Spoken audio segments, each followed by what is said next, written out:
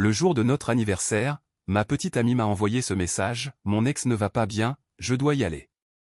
Ne m'attends pas. J'ai répondu, compris. Pendant qu'elle rejoignait son ex chez lui, je suis rentré à mon appartement, j'ai vidé toutes ses affaires, ses vêtements et ses objets personnels, et j'ai tout envoyé directement chez lui avec un petit mot, cadeau de crémaillère. 3 heures plus tard, la police frappait à ma porte. C'était notre 2e anniversaire. J'avais préparé un dîner, des pâtes fraîches, une bouteille de vin, des bougies, rien d'extravagant. Elle m'a envoyé ce texto juste avant de rentrer, mon ex ne va pas bien, je dois y aller. Ne m'attends pas. Pas d'excuses, aucune explication, juste ça. J'ai regardé mon écran pendant quelques secondes, puis j'ai répondu, compris. Je n'ai pas appelé. Je n'ai pas demandé d'explication. J'ai simplement éteint la plaque de cuisson et je suis resté assis un moment. J'ai emballé toutes ses affaires, ses vêtements, ses chaussures, ses produits de beauté, dans 3 valises et un carton, tout était plié soigneusement, et je les ai fait livrer à l'adresse de Ryan, son ex, avec un mot scotché par-dessus. Cadeau de crémaillère. Livré avec la propriétaire. Les livreurs ont tout récupéré et sont partis. Je me suis servi un verre et j'ai regardé la télé. 3 heures plus tard, on a frappé à la porte. C'était la police. Je m'appelle Marc, elle s'appelle Mia. On était ensemble depuis 2 ans, on vivait en colocation dans mon appartement depuis 1 an. Peu à peu, la moitié de mon logement était devenue son garde-meuble. Au début, tout était simple, voire agréable. Elle a emménagé après la fin de son bail en disant que ce serait temporaire. 1 an plus tard, mon salon ressemblait à son espace de stockage personnel. Dès le début, elle m'avait parlé de son ex, Ryan. Elle disait que leur relation était toxique, qu'elle avait totalement tourné la page. Je n'ai pas cherché à en savoir plus. Tout le monde a un passé, mais après un moment, il était clair qu'il occupait toujours une place importante dans sa vie. Il lui envoyait des messages quand il était déprimé, l'appelait tard le soir, ou lui demandait de l'écouter. Elle devenait silencieuse et sortait de la pièce.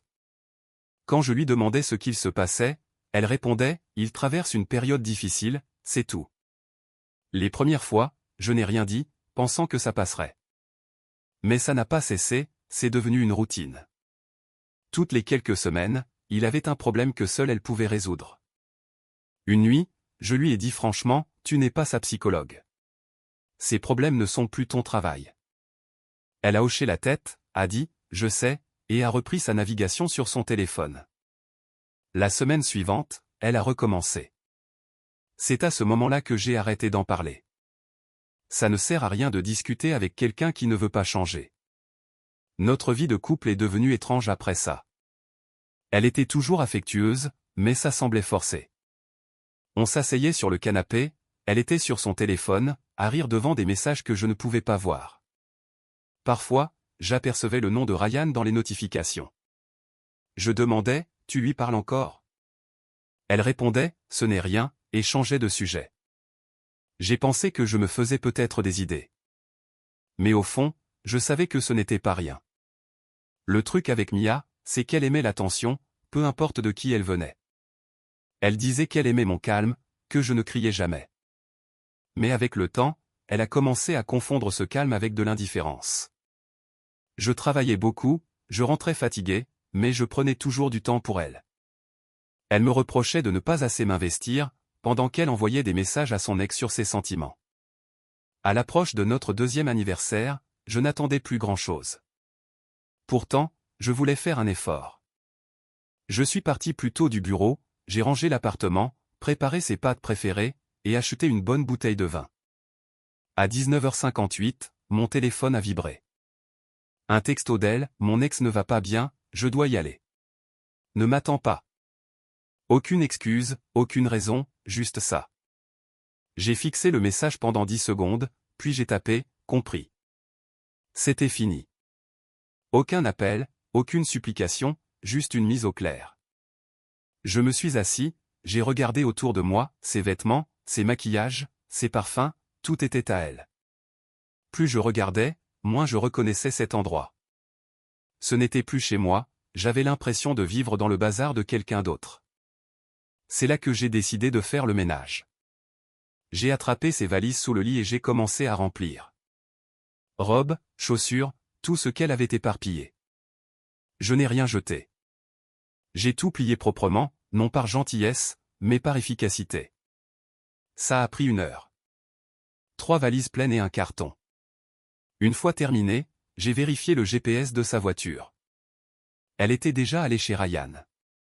Son adresse était enregistrée. Je l'ai notée. J'ai appelé un service de coursier express. Quand ils sont arrivés, je leur ai donné les bagages, l'adresse, et je leur ai demandé d'en prendre soin. Avant qu'ils ne partent, j'ai scotché un mot sur une valise, cadeau de crémaillère.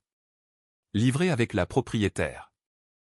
Ils sont partis, et l'appartement était enfin vide, apaisant. Je me suis servi un verre et je me suis assis.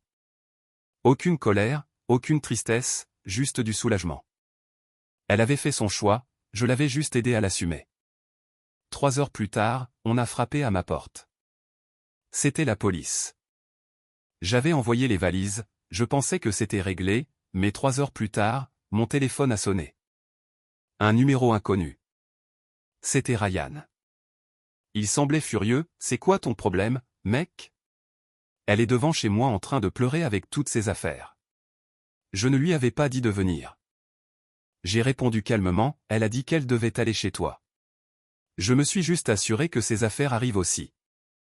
Il y a eu un silence, il a marmonné quelque chose d'incompréhensible et a raccroché. Je suis retourné à mon verre. C'était son problème maintenant. 1 heure plus tard, j'ai entendu frapper, fort, sans s'arrêter. Quand j'ai ouvert, ce n'était pas Mia, mais 2 policiers, l'un avec un carnet. « Vous êtes Marc Masque ? » ?»« Oui. » »« On a reçu un appel d'une dame nommée Mia. Elle dit que vous l'avez mise à la porte et gardé ses affaires personnelles. » Je me suis poussé, en montrant les documents de location sur le comptoir, l'appartement est à mon nom. Elle n'habite pas ici légalement. Et pour ses affaires, je ne les ai pas gardées, je les ai expédiées. Regardez. Je leur ai montré le bon de livraison avec l'adresse de destination et la signature de Ryan. L'officier a regardé, puis m'a regardé, donc elle est partie volontairement et vous avez envoyé ses biens à cette adresse ? Exactement. Très bien, dit-il en fermant son carnet. Ce n'est pas une affaire pour la police. Ils m'ont souhaité une bonne soirée et sont partis.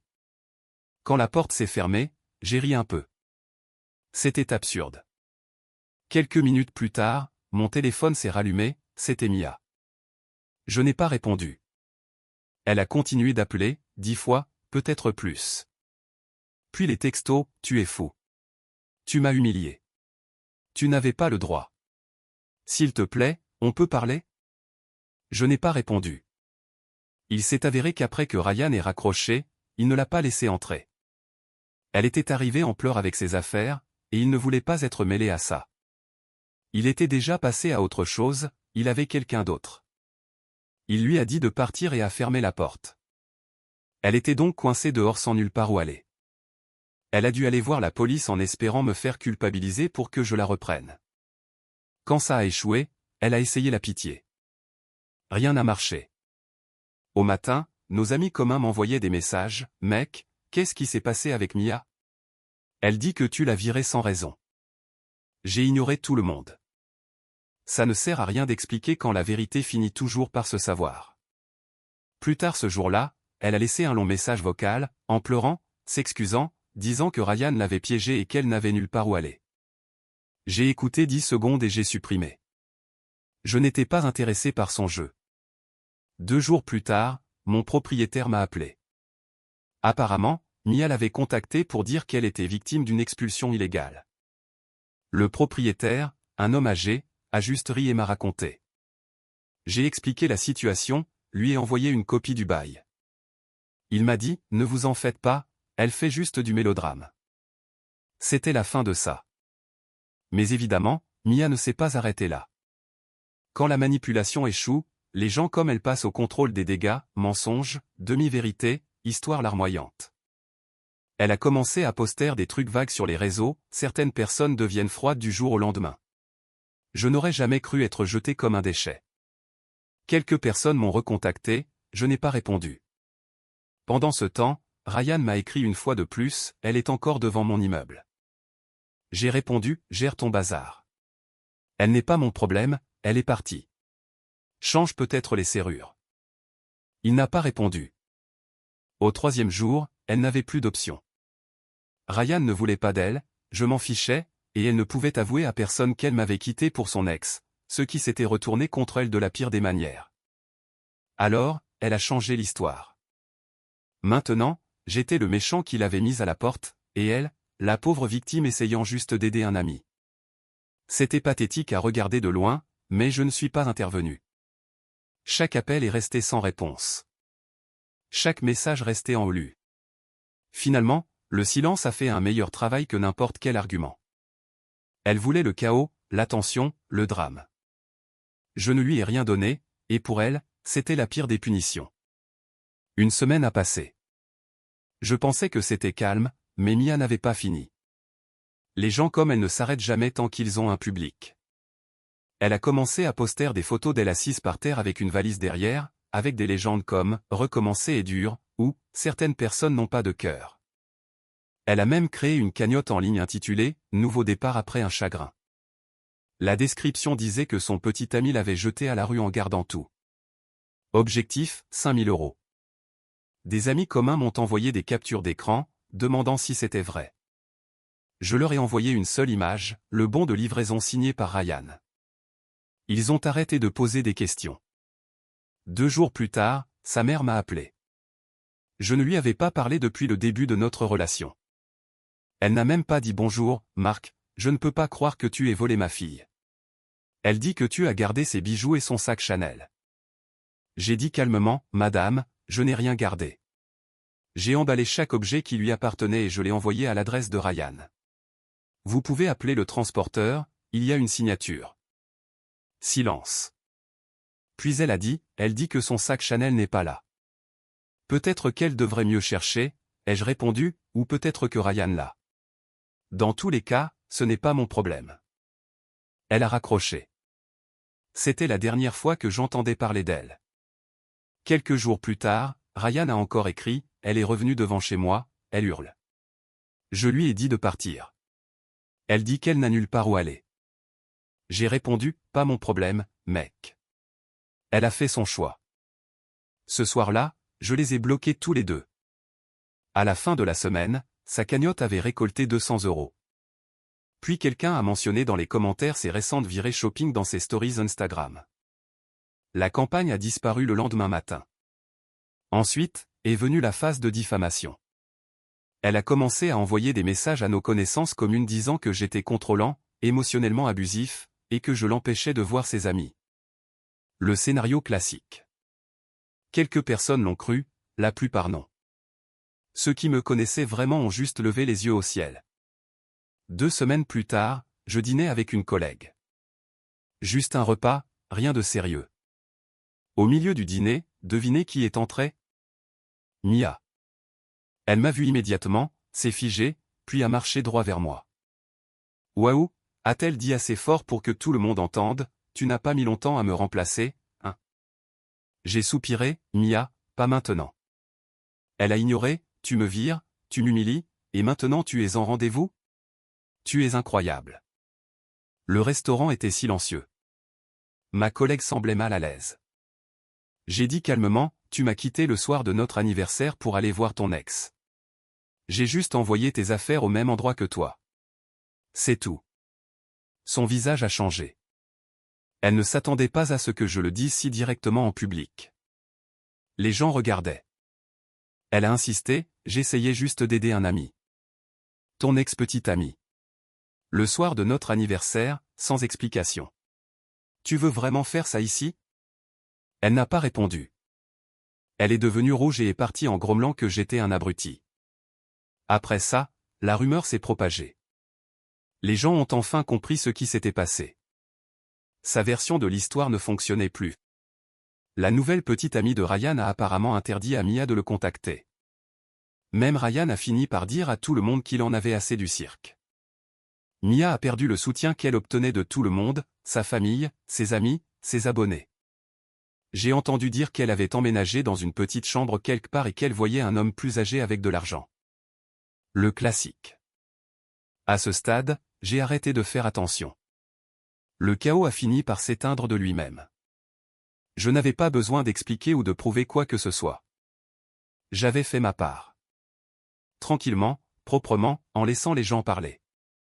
Qu'elle invente l'histoire qui l'aide à dormir. Je connaissais la vérité et c'était suffisant. Le meilleur? Pour la première fois depuis longtemps, l'appartement était silencieux. Pas de cris, pas d'appels tardifs, pas de pleurs pour les problèmes des autres, juste le calme. Après cette soirée au restaurant, tout s'est apaisé très vite. Les gens ont arrêté de poser des questions. Elle a arrêté de poster sur moi. C'était comme si le drame manquait de carburant une fois que plus personne ne s'en souciait. Pour la première fois depuis des mois, ma vie était calme. Je suis allé au travail, rentré chez moi, cuisiner des repas simples, regarder des films sans avoir à baisser le volume parce que quelqu'un était en train de pleurer au téléphone pour son ex. L'appartement redevenait le mien. De temps en temps, j'entendais encore parler d'elle. Quelqu'un disait qu'elle avait essayé de retourner vivre chez ses parents, mais qu'ils en avaient eu assez de son attitude et lui avaient demandé de se débrouiller seule. Un autre ami a mentionné qu'elle voyait un homme plus âgé, sûrement pour l'argent. Je n'ai pas ri, je n'ai ressenti aucune amertume. C'était logique. C'était elle, toujours à chasser ce qu'elle pouvait utiliser, sans jamais rien construire de réel. J'ai supprimé son numéro, bloqué tous ses comptes, et je n'ai pas regardé en arrière. Il n'y avait plus rien à dire. Parfois, les gens pensent que tourner la page signifie s'expliquer ou pardonner. Pour moi, tourner la page, c'était le silence. 6 mois plus tard, j'ai rencontré quelqu'un. Ce n'était pas prévu. Juste une rencontre normale, un pot avec des collègues, des discussions légères qui sont devenues quelque chose de facile. Elle s'appelle Emma. Elle est différente. Pas de drame, pas de jeu. Si elle est contrariée, elle le dit. Si elle est occupée, elle me prévient. C'est simple, rafraîchissant, vraiment. On se voit depuis, on prend notre temps. Je lui ai raconté un peu ce qui s'est passé, juste la version courte. Elle a ri et a dit, on dirait que tu as évité un cyclone. Elle n'a pas tort. Parfois, quand je rentre chez moi et que je vois mon appartement propre, calme, et bien à moi, je me souviens de comment c'était avant. Le bruit constant, la tension, marcher sur des œufs. Ça ne me manque pas. Pas du tout. Les gens disent toujours que la vengeance est un plat qui se mange froid, mais honnêtement, ce n'était pas de la vengeance. Je ne l'ai pas blessé, exposé ou cherché à lui rendre la monnaie de sa pièce. J'ai juste arrêté de jouer à son jeu. C'était suffisant. Laissez quelqu'un gérer les conséquences naturelles de ses propres choix est la meilleure leçon que vous puissiez donner. Elle voulait de l'attention. Elle voulait du chaos. Je ne lui ai rien donné. Et c'est ça qui l'a brisé. La vie semble simple à nouveau. Je vais au travail, je passe mes week-ends avec Emma, j'appelle ma famille plus souvent. C'est calme, stable, peut-être même ennuyeux, mais c'est réel. S'il y a une chose que j'ai apprise, c'est celle-ci, quand quelqu'un vous montre qu'il ne vous respecte pas, ne discutez pas, ne suppliez pas, n'essayez pas de prouver votre valeur. Faites simplement leur valise et envoyez-les là où ils veulent déjà être. Laissez-les vivre avec la liberté qu'ils réclamaient. La plupart du temps, c'est la dernière chose qu'ils veulent vraiment, et c'est tout. Pas de fin dramatique, pas de grande leçon sur l'amour, juste de la paix. Il y a 6 mois, j'avais une petite amie qui gardait un pied dans le passé. Maintenant, j'ai une vie qui avance enfin, et je ne regarde pas en arrière.